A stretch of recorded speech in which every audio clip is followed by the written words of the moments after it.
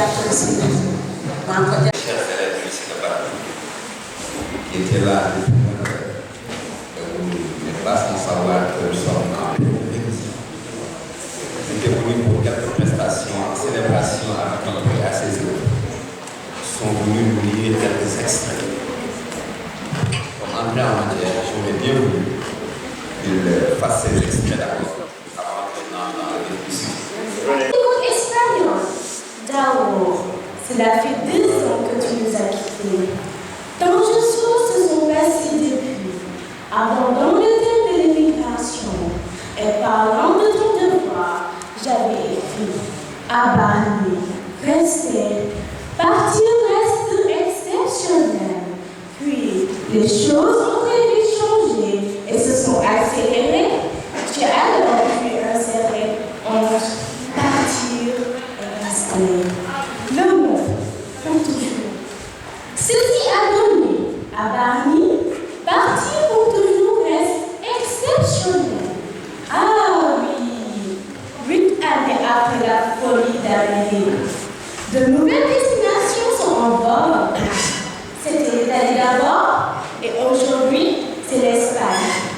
Il paraît que l'industrie du bâtiment recrute Bawa, les bouts, alcoolard et céréales se ruent sur les chantiers d'Espagne. Comme jadis les Sarah Paulet, les Essonniers ont été invités sur les chantiers de France.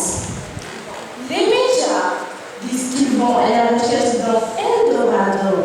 Des informations? L'Eldorado, c'est peut-être ici, car le chômage n'empêche ni de mourir, ni de se vêtir, ni de dormir sous un toit. Ils vont pour sauver leur honneur par le travail qu'ils pensent ici introuvable. Le candidat à l'immigration saisit le temps. Dès qu'il aura franchi les frontières de son pays, tout basculera. L'homme d'honneur qui brave la mort pour se réhabiliter par le travail, subitement deviendra le brigand de la meute des champs dressés pour chaque fois. Cette nuit du 28/12/1982, il a fait très très froid. Aussi, mes pensées sont allées vers ta petite personne qui est en train de braver les rigueurs de l'hiver et n'ont pas fait pour nous autres nègres. Mais du courage, ça finira bien un jour et ça ne sera que des réminiscences car tu seras alors dans ta vraie nature. La nature qui t'a donné et où tu t'amuseras comme tu voudras sans aucun risque. Là où tu vis est loin de ta nature, mais il faut penser que tu es là-bas pour la recherche du savoir, sans lequel l'être humain se compare à un animal. Donc, travaille, pour mériter de l'homme entier. Je veux dire, l'homme accompli. N'ai jamais haï sur l'homme de la rue, la demoiselle du coin, habillée en un vrai candy, et qui croit être admirée. Fais de tout ton possible pour ne point prendre le chemin de ces pervers à la même rencontre. Il faut s'attendre à avoir une longue mémoire, laquelle dicte et conduit au bonheur d'ici et de l'au-delà. Tout à l'heure, je me suis mis devant la porte de ma demeure pour la fermer. Devant moi, sur la route qui mène à Ramigate, des gosses de mon bain, sur la chaussée, le train qui les a menés au bambou venait de stationner en gare de Paris. Ils étaient innombrables, oui, vraiment innombrables. Ne sachant guère pourquoi y aller et quoi y faire. Les petits garçons y vont. Et puis on éclate de couleurs de l'Afrique en vert. Rouge piment, vert coco, jaune maïs, bleu ciel. Des dessins naïfs et des inscriptions en couleur en caractère latin et arabe identifiés hors des pirogues. Les pirogues s'approchent par une monture. Et une seule nation la minute en l'autre. Et on marche chanter qu'elle donne. Les lèvres féminines de et le manège. Ils sautèrent dans les bureaux, lumineux, paillés. Chargés sur les champs, sombres et vives nocturnes, à la lueur des torches géantes. Pagé aujourd'hui, juste pour les regards du plaisir. Lorsque Tchad avait le signal du départ, il va être au prix de Paris avait semblé ouvrir à un chef d'orchestre, qui ne savait invisible battait la mesure. Les biceps et les torses se calmaient. Les muscles semblaient gonfler pour la lutte quotidienne, pour la vie de la saison, parfois propice, parfois déplaise, mais pour le combat contre ces êtres étranges qui couvrent les eaux. Les muscles partout se crispent et se détendent. Les pagés et le mouvement circulaire semblaient fuir les eaux et les reflets du soleil sur les faces des fusils de bâtiments. Alors, le club est devant les eaux, à l'arrière, et laissant le soleil au souffle brûlant. Tenez le cul, pourquoi moi, je vois ta venue des eaux pour visiter le Canada et se mouiller dans la moitié des ici. Merci. Enfant de la mer, la vie s'étendait, généreuse sur le dessous de l'océan Atlantique. Et l'estuaire de la rivière où, bordant l'océan, le port dans l'eau. Encore loin, l'usée de mille lucioles. De jeunes princes, droit la belle, au volant de leur jaguar, rentrés à Bonaprise. Après les soirées arrosées au dos Pérignon, à leur côté, des belles au regard transparent, aux tailleurs des sacrifiés. Rien de moins que Coco Chanel et lui. Si la dernière nuit avant le retour au 27, plus Sanguillot dans l'hiver qu'on annonce glacial. La résidence de Haronin était au cœur du quartier populaire de Dédo, auprès d'habitations de nombreux Ouest africains, bien de son commerce florissant, lui permit d'avoir une résidence dans un des quartiers prestigieux. Il avait toujours préféré la chaleur humaine du quartier populaire, où il sentait la paix dans toute sa plénitude, partageant les joies et les peines de ses voisins. Diplomate hors pair.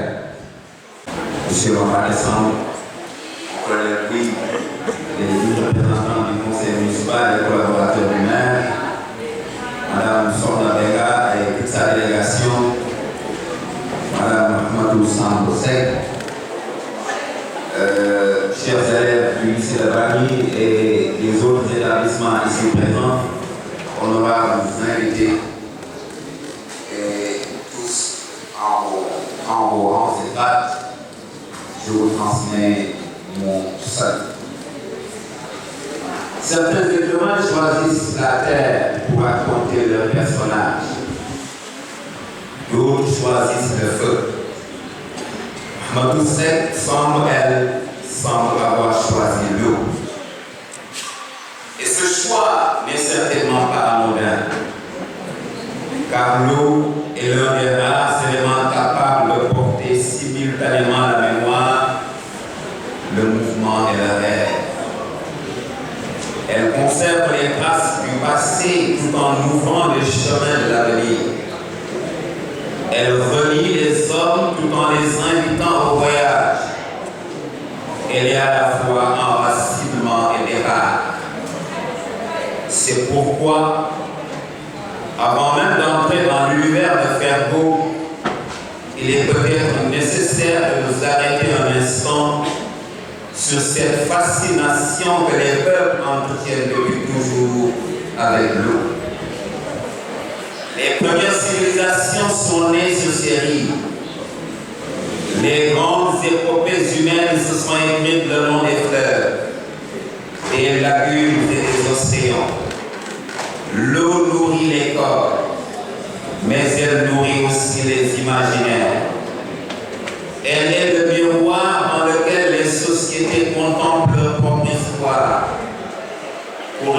peuple de l'eau, elle n'est jamais un simple élément naturel.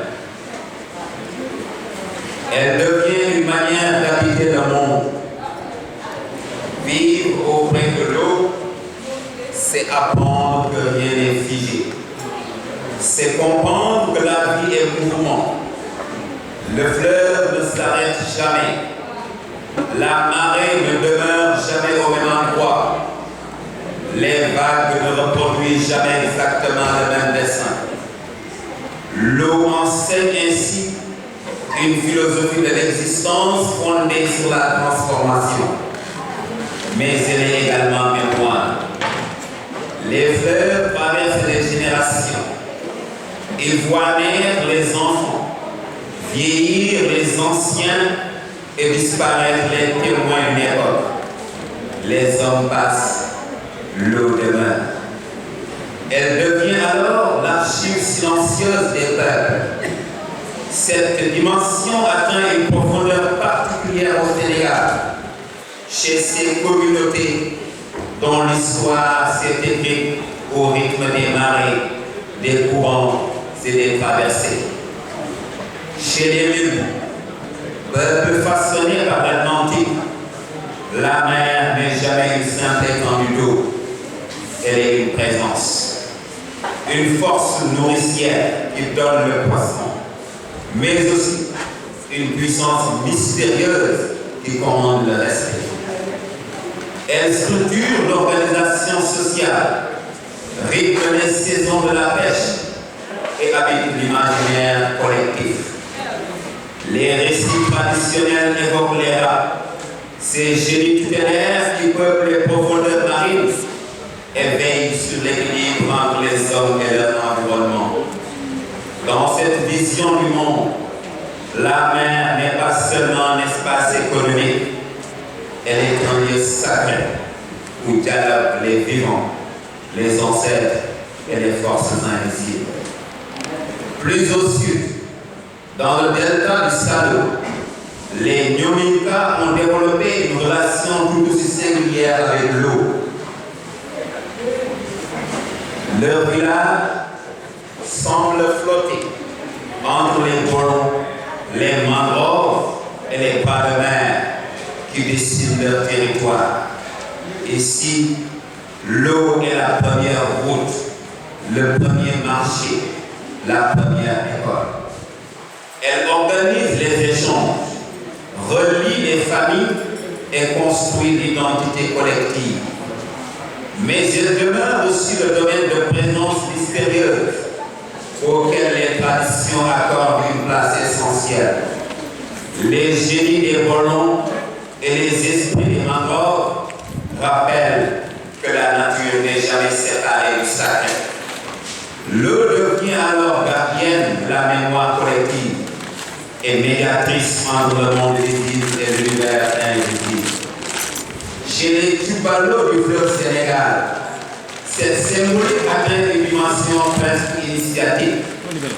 Peuple de piroguiers, de pêcheurs et de passeurs, ils ont appris à lire les mouvements du fleuve comme d'autres apprennent à lire les livres. Le courant leur enseigne la patience, les saisons leur enseignent l'humilité, les traversées leur enseignent la confiance. Dans leur tradition, le fleuve n'est pas seulement un espace géographique. Il est un être vivant qui porte les souvenirs des ancêtres et les traces du temps. Les génies protecteurs des eaux, souvent évoqués dans les récits populaires, rappellent que chaque traversée est aussi une rencontre avec une dimension invisible du monde. À travers ces peuples apparaît une même philosophie de l'existence. L'eau nourrit les corps, mais elle nourrit également les imaginaires. Elle transporte les hommes, les marchandises, c'est les pirogues, mais elle transporte aussi les récits, les croyances et les mémoires. C'est précisément cette profondeur symbolique que l'on retrouve dans Fergo.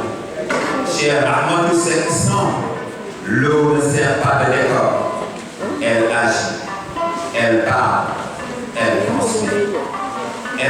semble porter sur ses épaules une partie de l'histoire des hommes qui vivent à son contact. À travers elle, l'auteur donne à voir des communautés dont l'identité s'est construite au rythme des courants, des marées et des traversées. L'eau devient alors un espace de transmission où circulent les savoirs, les valeurs et les héritages. On comprend alors que Fergo ne raconte pas seulement des personnages. Le roman raconte aussi une relation. La relation intime entre un peuple et son horizon liquide. La relation entre la mémoire et le mouvement. La relation entre l'homme et cet élément mystérieux qui l'accompagne depuis l'origine des temps.